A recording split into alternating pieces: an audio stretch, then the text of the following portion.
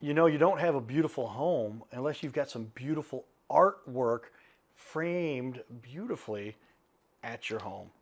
Flax Art and Frame, everybody. Some experts we're talking to from Chicago. Stay tuned. This is the Your Little Castle Show.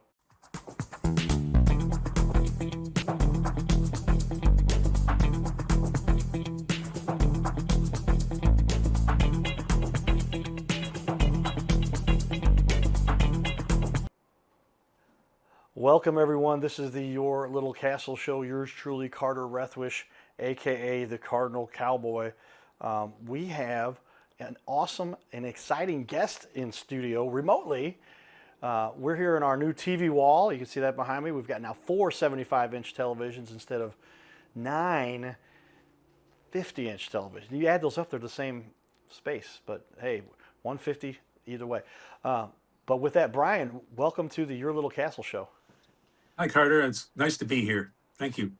Well, I tell you, it's exciting to have somebody in the world of helping people display. My dad, I didn't mention this to you. My dad was a semi-pro. Because he didn't do it as a profession. He got paid once more. Photographer, and one of the things he spent a lot of time doing was finding the right frames to get these. And we've got Uh, artwork all over the place, especially at my parents'. But how important is it to have something when you have beautiful artwork to get it framed properly? well, the main purpose of framing is to preserve what it is you want to put up on the wall. I mean, some people could, just tape it on the wall or use push pins, but the problem is that a lot of what we put on the wall in frames is paper, and paper will degrade over time. And also, if it's not protected by UV filtering glass, it will fade. And then once it fades, you can't fix Aha. it.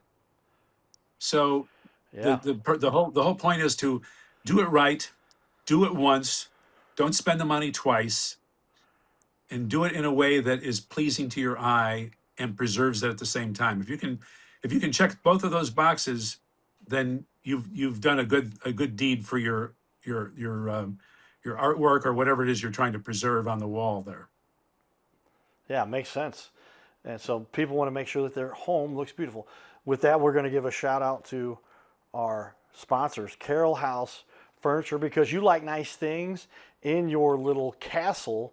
And many of us, we all have our own little castle. We've got to have, we said, well, there it is. I put, because you like nice things in your little castle. That's the TV show title. Brooke liked what I did there, but you've got to have some beautiful artwork. So I'm going to put up your website on the wall behind me and a Facebook page you got there. And let's get back into here and start talking about what led you to this this space. And this is a family tradition, right? Tell me about the history. When you've been working for the company now, you're the owner and president now. How long have you been doing this? Well, let me put it to you this way. I started working for my dad when I was 15. Uh, Summers, uh, weekends, and we were primarily an art supply company at that point. Um, Most of the money came from commercial art supplies. And by that, I mean we would sell to art studios that service the ad agencies, uh, the big companies. This is how advertising art was created. They'd paste it up on a board and they'd photograph it, and then it would end up in publications. It was a very, simple but primitive way to do it. And and that was back. Well, they started the business in 1946, right after they got out of the service after World War II. And we had family in the business on the East and West Coast as well. But our branch in Chicago was owned by us. And uh, and it went along that way for a long time. And then in the mid 1980s, when computers, PCs and desktop stuff started to become the way to create these things, it started eroding our sales. I mean, it was like two-thirds of what we were selling. And by the time the year 2000 rolled around, it was completely gone. And fortunately, we had the foresight to start exploring other areas in our business that we knew how to run. For example, we had a fine pen business that we used to sell a lot of high-end upscale writing instruments. But once again, the sales of those were eroded by people using laptop computers and their cell phones and any kind of computerized um, method of communicating. So, and they don't even teach penmanship in school anymore. So Right. we decided to focus 100% on our picture framing, and by Y2K, that was the way we ran our business. So for the last 26 years, that's all I've been doing, and uh, it's a really fun business because it lets me scratch my creative itch. You know, I come from a family of artists, and but I didn't see how I could make a living as an artist. So I decided to focus on the the quasi artistic endeavor, which would be picture framing. It's kind of an interesting hybrid of art and handwork, and if you like to tinker. So that's what I do. Well, we've all heard the phrase "starving artist," right? And but it sounds like you found a way to incorporate your love of art and make it a long-term perspective here, because 26 years is a long time, and you've been working a total of 50 years in the space. Is that right? That's about right. Yes, that's correct. And we actually have a title up there: 50 years of experience. What do you think it is that's led to your success? I mean, something. It sounds like you've been able to position and kind of and modify and learn how to adjust, right? Well, what's interesting is that there's only one art supply store left in the Chicago Loop, where our store is. And we are also the last picture framer in the Chicago Loop. And we have a very good location. We're a block from the Art Institute. We're right by the elevated train, so we get a lot of people coming through here. Um, and there's a lot of people living down in the Chicago Loop too. And people put stuff on their walls, the things that they have a connection to. Um, but the one thing that I think is most important is that we're good listeners. We try to figure out what is it about the item that they brought in that they're attracted to, and then we try to enhance that and give them a reason to frame it in a way that we believe would make it look best. So there's a little bit of negotiating going on there, but by the by and large, it's we do what's best for the art, and generally the people who brought the art in they can they can see the logic in it. Yeah. Well, Excuse I me. mean, there's so much of people talk about how important art is to our planet, because people need a means to express their feelings and their emotions and what they believe and what they stand for. And like I said, I don't know how many pictures we have of my dad's photography around the world, but Dad has now gone to heaven, but we still have all this beautiful artwork displayed all over our house and getting those frames. What is it more often that you're framing? Is it somebody who took family pictures, kids playing sports, kids at their recital? Or what are the typical things that you are normally framing for people? Well, I think that it's things that people have a passion about, whether it's a trip that they took, whether it's their family members, whether it's art that they created. It's things that people have a connection to. I think that that's the most important common denominator. People don't put stuff on the walls they don't want to look at. And they've Right. done studies, and they've discovered that empty walls are depressing, and that people don't like empty space. They want to have visual stimulation.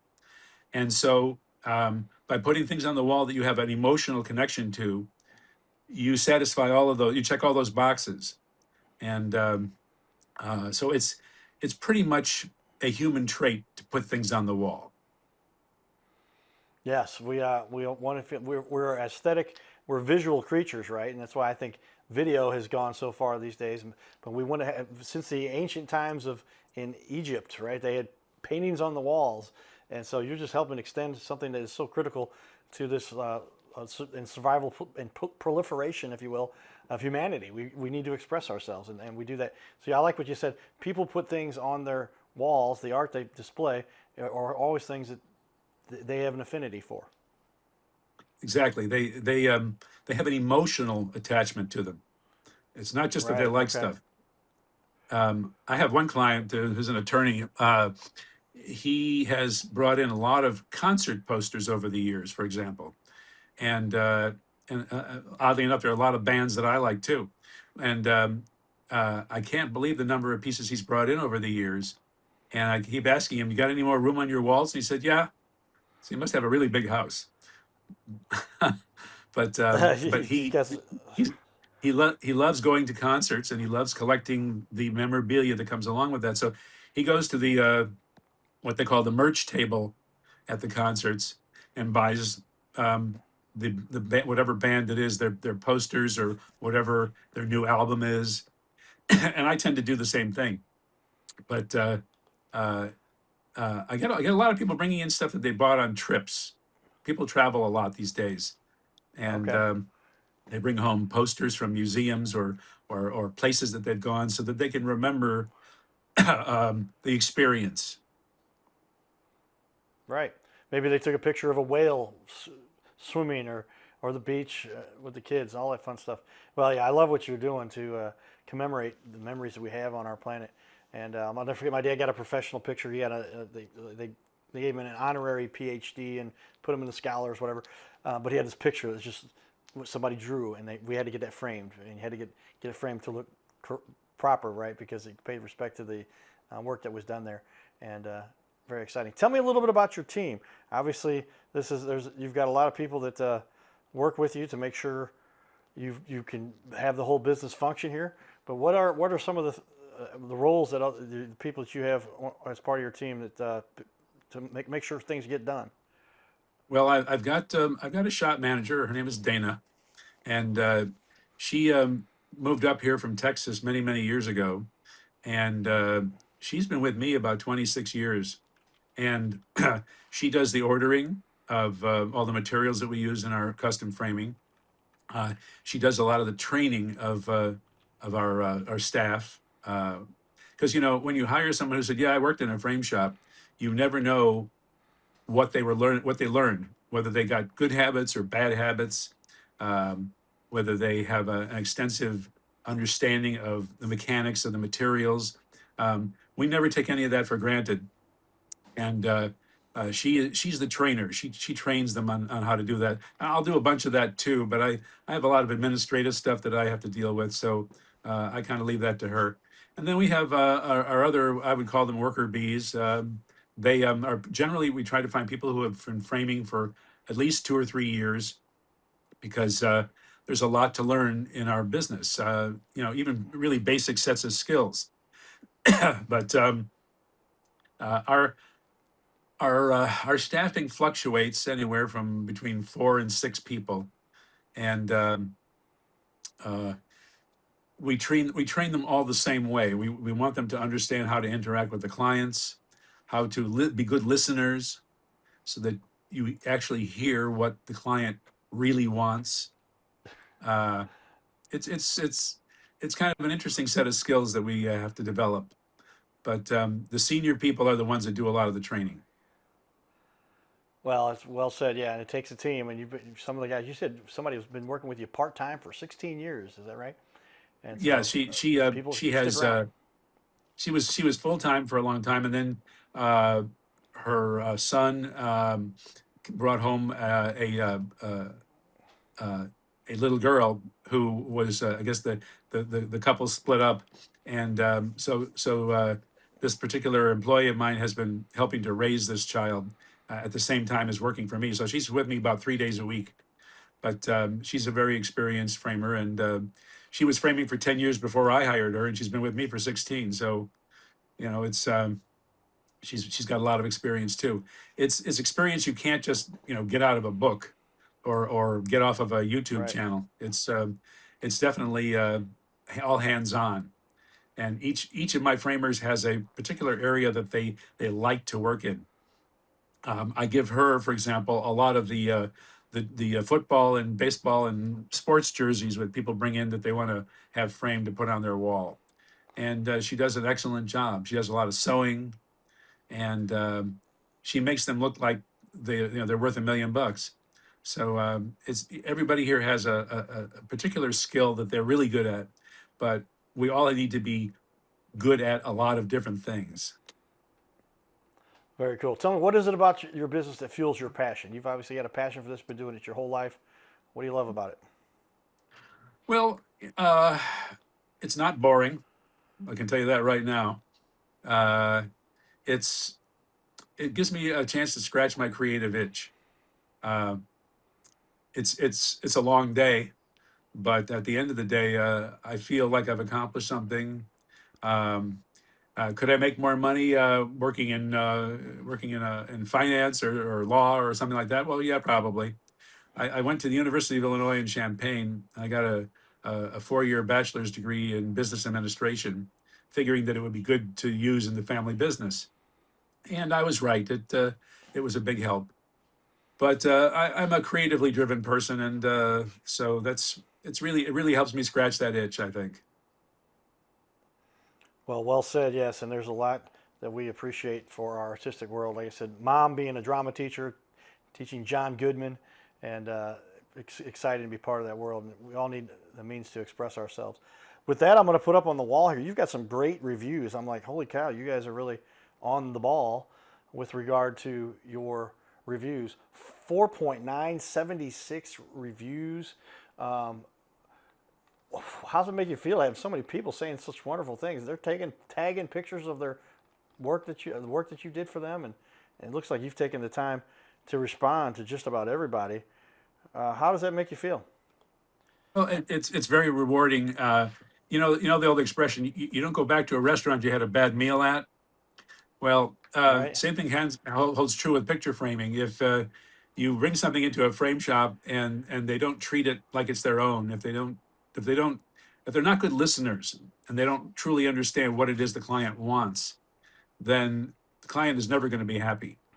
Whereas we have trained everybody here to be good listeners and to uh, go that extra mile to make suggestions that, of course, the client might never have thought about.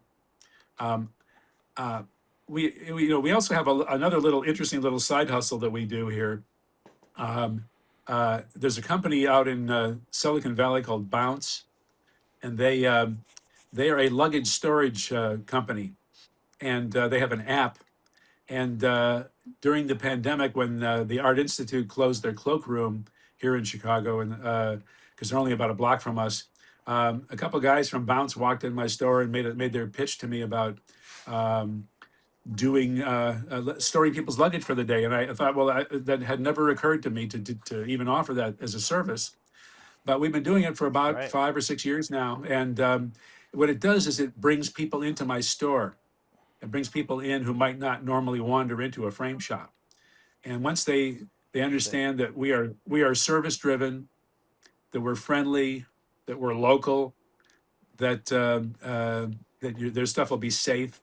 They tell their friends. They leave great reviews, and that's just for that access for that service. That has nothing to do with our framing, the good reviews for our framing.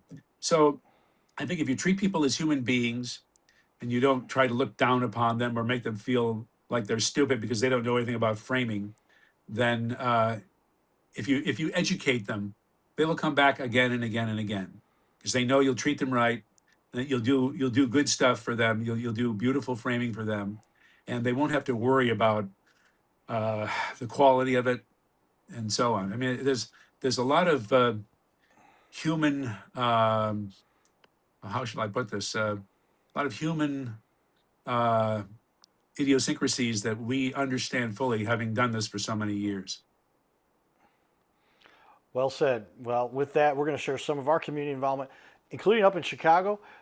We went to see the Bean, so we've got some video here. I had a photographer get a hold of me and says, "Hey, you want to take some cool pictures? I'm a photographer. You look like." I had my hat on, and we were taking these reflective pictures, and it was really neat. He did them with his smartphone. He said, "So I've got a big, expensive Um, Canon on and all that stuff, but very neat and part of the art and culture up there in Chicago." Stay tuned with us, everybody. We'll be back here in a couple minutes. A couple cool videos, a little video shows why we do this, and a little bit of video about the show and the video production work that we do to help small businesses. Stay tuned, everybody. We'll be back here in just a minute. Giddy up. The Millennium Park. We're getting close, everybody. Wow, check this out. This is pretty cool. Did we lose? All right, now we're going. Giddy up. Look at this. Wow. All right.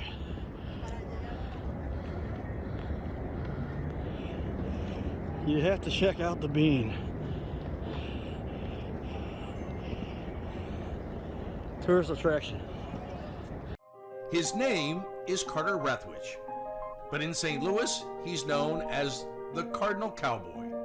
He's a well-known fixture in the stands at sporting events in the Gateway City. He's one of its greatest cheerleaders, a super fan like no other. When he makes his rounds at almost every home game, he shares his love for sports with the rest of fandom with a smile, a cheer, some positive encouragement, and lots of selfies and pics. But the Cardinal Cowboy was born of a tragic incident. Rethwich was an aspiring athlete in high school and college. He dreamed of playing in the big leagues, but those dreams ended when he and 3 of his college friends were hit with a devastating crash by a 5-time drunk driver. One of his best friends died. Carter suffered a critical head injury. The trauma put him in a coma for 6 days. The doctors said he was never expected to function again. Those expectations never came true. He fought back and finished college. He was determined to prove the doctors wrong. Among other inspirations, it was his love of baseball that kept him going. And from his near-death experience, the Cardinal Cowboy emerged. His goal in life became to inspire others with positivity despite the odds, to help people believe in themselves and achieve their dreams. So after my coma, I realized that it was up to me if I was going to accomplish my goal, if I was going to reach my dreams. Despite what the naysayers would say, the people that were discouraging me, like they do everyone, it's up to me if I'm going to make it. Don't listen to the naysayers. It's up to you. You decide whether you're going to succeed, whether you're going to reach your goals. Dream, and then always, always chase your dreams. Never give up. Giddy up.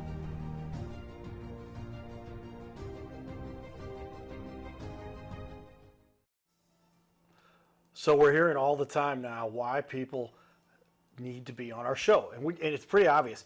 These days, the stats are proven. If you're going to get people's attention, you've got to get them with video. Google loves video. YouTube, obviously, is where you put your videos.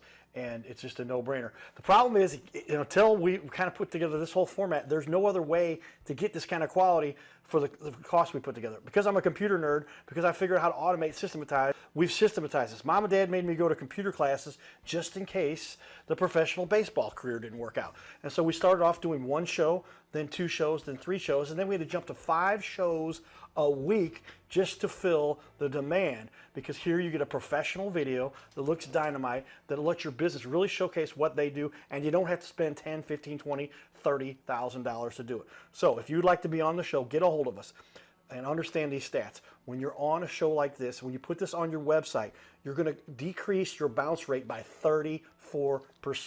You're going to increase your close rate, your conversion rate, by up to 80%. We have clients tell us they get 25% more closed deals because of the show. They track this. They can speak to that.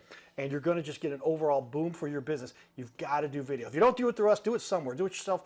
Do it, but do it professionally. Don't make your business look worse. Make your business look better. This video can be used for up to 7 years. We have clients, we did an interview with them 2020. It's 2026. They have made over $360,000 by using our video. They came back to do it again. So get a hold of us. Jump on here. Go to bigleagues.com. That's BIGG leagues.com. Or call us or text us right there, the phone number you see there. And we look forward to having you on our show. Stay tuned. Giddy up. So welcome back, everybody, to Your Little Castle Show. We are always highlighting those leaders in our community. We have Brian on here with us again. Brian, I'm a numbers guy, a baseball guy. I do a cost analysis. People can get frames a number of different ways. Why should they go through a professional framing company like yourself versus the do-it-yourselfer? Well, there's probably 2 good reasons. One reason is that what you see on the shelf in the art supply and craft stores is really very basic looking stuff. And when we design framing for people, we try to make sure that the frame and any other accessories, like matting and glass and so on, that they complement the art, the item that you're framing, as opposed to making it look like it was just stuck in whatever that you could find. You know, the I have to think about a guy that used to work for me many years ago. He wasn't with me very long, and I discovered that everything that he was framing was in a black frame with a white mat. And I asked him, what gives? Why are you doing that? And he said, well, that's what you should do, because that way it doesn't detract from the art. Which is kind of the opposite of our philosophy, which is you want the frame, the matting, anything that you're using to accentuate the art, to echo it, to make it look like it belongs in that frame. That it wasn't just something you slapped down there because it was convenient and cheap. Now, everybody has a different budget.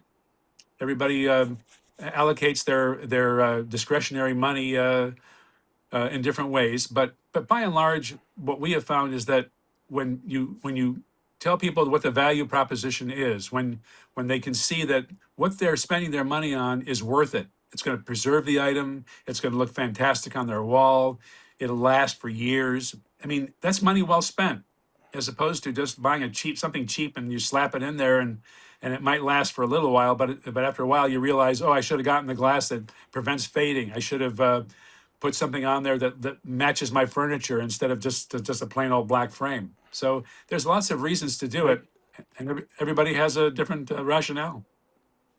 Yeah, very good. Why should somebody choose you guys? What is it you think you do that really separates? You've moved your camera a little closer there. If you would move your camera back just a little bit, there you go, and up a little bit. But yeah, why should somebody choose you? What do you do that really separates you from the rest? We're good listeners. We give people more for their money than they expected to get, and when they walk back in again, they have a big smile on their face because they still have on the wall what we did for them before. Nice. Well, tell me a little bit about what are some of the certifications and the related expertise that you bring to the table from some of the work that you've done over the years. Well, we're members of the Professional Picture Framers Association, or PPFA, and it's the only professional organization dedicated to certifying picture framers as competent to handle people's stuff.